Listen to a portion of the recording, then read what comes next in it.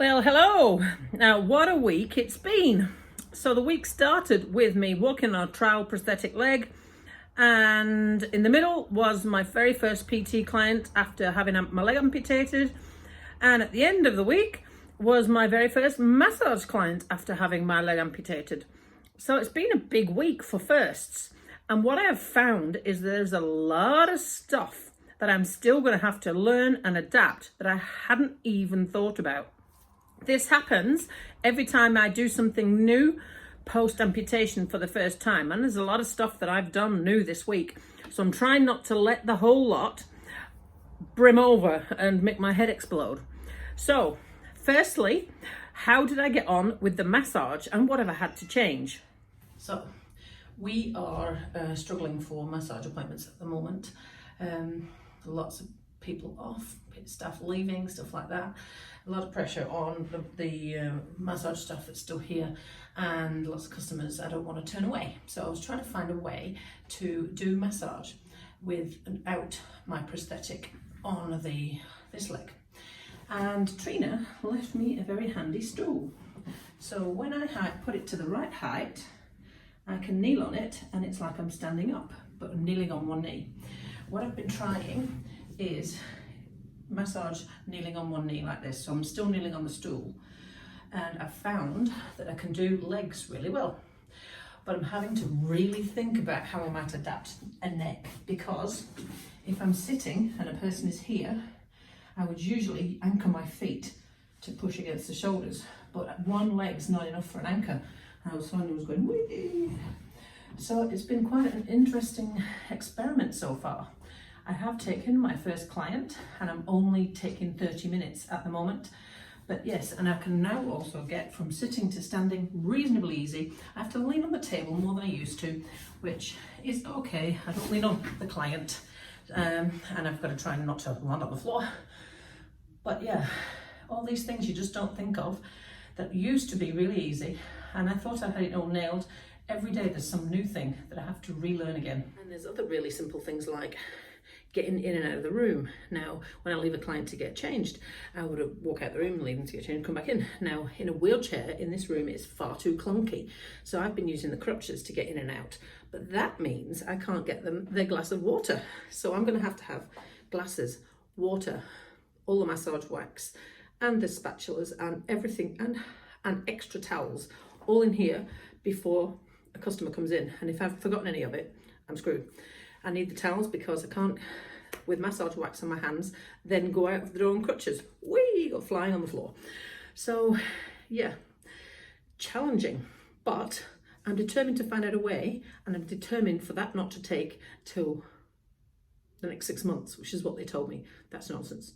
We're going to have that figured out before then, definitely before then. The PT clients, well, there was a lot more that I need to change than I thought. And I have always wanted to do all the exercises the client can do. And there's some things I'm going to have to adapt, and there's some things I just can't do anymore, like demonstrate a squat. So here is how the PT client went. An interesting challenge too. What I tried was to do without the wheelchair. That was a disaster, because getting up and down off the floor, when I have to show them exercises, I needed a fixed chair. So we brought in an extra one of these types of chairs. And so I needed to get down on the floor close to the chair. So I thought I had it figured out. I put their mats down, I put mine was down close to a chair so that when I demonstrate I could get back off the ground. But the other thing I didn't think about was I usually use an iPad or a computer or tablet or something like that for the program. But on this particular occasion, I hadn't yet sorted out how to do the program for both the people who were doing fitness testing. So I was writing it on a wee notepad with paper, and then I was going to figure it out later.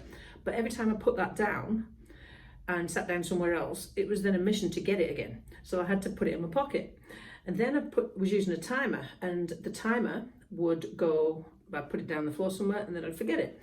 I've actually found that the lanyard that my keys are on, that I never used to use before, is now really useful. And I think somewhere I've got a stopwatch that's on a string that I think I'm going to have to start using as well, because you just can't assume that you've got everything to hand, and it's just harder than it used to be to go pop over and get it.